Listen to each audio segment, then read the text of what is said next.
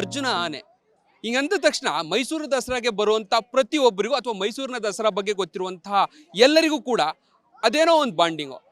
ಆತ ಇಲ್ಲ ಅಂತ ಒಂದಷ್ಟು ಭಾವನೆಗಳನ್ನು ನಂಬುವಂಥದ್ದಕ್ಕೆ ಇವತ್ತಿಗೂ ಕೂಡ ಅಸಾಧ್ಯ ಅನ್ನುವಂಥ ಪರಿಸ್ಥಿತಿಗಳಿದೆ. ಕಾರಣ ಆತ ಕೊಟ್ಟಿದ್ದಂಥ ಮೈಸೂರು ದಸರಾದಲ್ಲಿ ಆತನ ಶ್ರೇಷ್ಠ ಸಾಧನೆ, ಜೊತೆಗೆ ಆತ ಮೈಸೂರು ದಸರಾದಲ್ಲಿ ಭಾಗಿಯಾದಂತಹ ಸಂದರ್ಭಗಳಲ್ಲಿ ಆತ ಇರ್ತಿದ್ದಂತಹ ರೀತಿ ಇವೆಲ್ಲವೂ ಕೂಡ ಕೌಂಟ್ ಆಗುತ್ತೆ. ಇವತ್ತು ರಂಗೋಲಿ ಸ್ಪರ್ಧೆಯಲ್ಲಿ ಅದೇ ಹಿನ್ನೆಲೆಯಲ್ಲಿ ಅರ್ಜುನನಿಗೆ ಒಂದು ಅದ್ಭುತವಾದಂಥ ಟ್ರಿಬ್ಯೂಟನ್ನು ಕೊಡಬೇಕು ಅಂತ ಹೇಳಿ ಕಲಾವಿದ ಪುನೀತ್ ಅವರು ಒಂದು ಅದ್ಭುತವಾದಂತಹ ರಂಗೋಲಿಯನ್ನು ಬಿಡಿಸಿದ್ದಾರೆ. ಗಮನಿಸ್ತಾ ಇದ್ರಿ, ಎರಡು ಕಾನ್ಸೆಪ್ಟ್ ಇದೆ. ಈ ನೀವು ಕಂಪ್ಲೀಟ್ ಈ ರಂಗೋಲಿಯನ್ನು ಏನು ನೋಡ್ತಾ ಇದ್ರಿ, ಇದರಲ್ಲಿ ಎರಡು ಕಾನ್ಸೆಪ್ಟ್ ಇದೆ. ಅರ್ಜುನನ ಮೇಲೆ ಅಂಬಾರಿ ಇದೆ. ಅಂಬಾರಿ ಒಳಭಾಗದಲ್ಲಿ ಇರುವಂತಹ ದೇವಿ ಏನಿದೆ ಅದು ಚಾಮುಂಡೇಶ್ವರಿ ತಾಯಿ ಪ್ಲಸ್ ಕನ್ನಡಾಂಬೆ. ಅಂದರೆ ಚಾಮುಂಡೇಶ್ವರಿ ಬೇರೆ ಅಲ್ಲ, ಕನ್ನಡಾಂಬೆ ಬೇರೆ ಅಲ್ಲ. ಈ ಕಾನ್ಸೆಪ್ಟ್ನೊಂದಿಗೆ ಇವತ್ತು ಅರ್ಜುನನಿಗೆ ಒಂದು ಅದ್ಭುತವಾದಂಥ ಟ್ರಿಬ್ಯೂಟನ್ನು ನೀಡುವಂಥ ಕೆಲಸವನ್ನು ಕಲಾವಿದ ಪುನೀತ್ ಅವರು ನೀಡಿದ್ದಾರೆ. ಗಮನಿಸ್ತಾ ಇದ್ರಿ, ಅನೇಕ ಬಣ್ಣಗಳನ್ನು ಬಳಸಿ ಅರ್ಜುನ ಇವತ್ತಿಗೂ ಕೂಡ ನಮ್ಮ ಜೊತೆಯಲ್ಲೇ ದೈಹಿಕವಾಗಿ ಇಲ್ಲಾಂದ್ರೂ ಕೂಡ ಮಾನಸಿಕವಾಗಿ ಇದ್ದಾನೆ ಎನ್ನುವಂತಹ ನಿಟ್ಟಿನಲ್ಲಿ ಈ ಒಂದು ರಂಗೋಲಿಯನ್ನು ಬಿಡಿಸಿದ್ದಾರೆ. ಖುದ್ದು ಕಲಾವಿದ ಪುನೀತ್ ಅವರು ನಮ್ಮೊಟ್ಟಿದ್ದಾರೆ, ಮಾತನಾಡಿಸ್ತೇನೆ.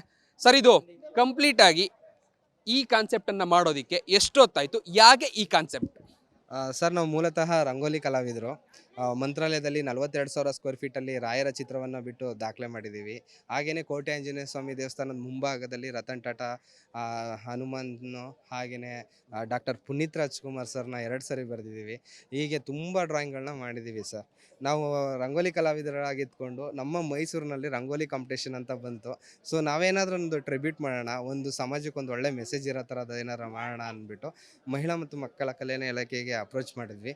ಅವರು ಅವಕಾಶ ಮಾಡಿಕೊಟ್ರು. ನಾವು ಇವತ್ತು ಬೆಳಗ್ಗೆ 5 ಗಂಟೆಗೆ ಬಂದು ಸ್ಟಾರ್ಟ್ ಮಾಡಿದ್ವಿ ಸರ್. ಇದರ ಮುಖ್ಯ ಉದ್ದೇಶ ಏನಂತ ಅಂದರೆ, ತಾಯಿ ಚಾಮುಂಡೇಶ್ವರಿ ಆಶೀರ್ವಾದ ನಾಡಿನ ಸಮಸ್ತ ಜನತೆಗೆ ಇರಲಿ ಅನ್ನೋದು. ಹಾಗೆಯೇ ತಾಯಿ ಚಾಮುಂಡೇಶ್ವರಿಯ ಮತ್ತೊಂದು ರೂಪ ಕನ್ನಡಾಂಬೆ ಅಂತ ನಾವು ಅಂದ್ಕೊಂಡಿದ್ದೀವಿ.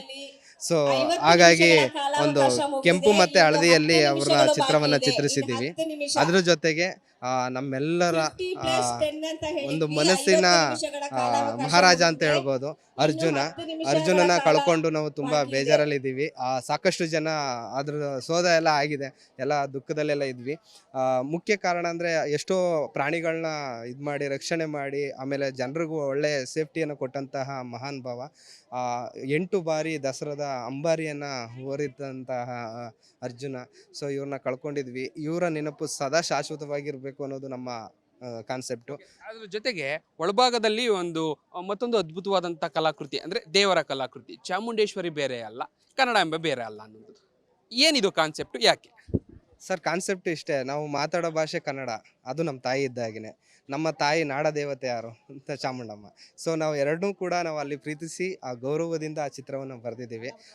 ಇಬ್ಬರು ಒಂದೇ. ಈಗ ದೇವ ಒಬ್ಬ ನಾಮ ಹಲವು ಅನ್ನೋ ಹಾಗೆ ಈ ತಾಯಿ ಚಾಮುಂಡೇಶ್ವರಿನ ಕನ್ನಡಾಂಬೆ ಅಂತ ಪ್ರೀತಿಸಿ ಈ ಥರ ಚಿತ್ರವನ್ನು ಬರೆದಿದ್ದೀವಿ. ನಾವು ನಾಡಿನ ದೇವತೆನೇ ಚಾಮುಂಡಮ್ಮ, ಅದೇ ನಾಡಿನ ಭಾಷೆನೇ ಕನ್ನಡ.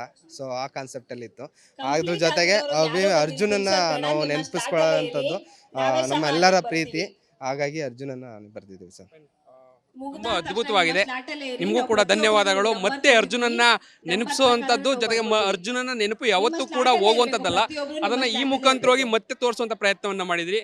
ಬಹಳ ಅದ್ಭುತವಾಗಿದೆ. Thank you. ಇದಿಷ್ಟು ಕಲಾವಿದ ಪುನೀತ್ ಅವರ ಮಾತು.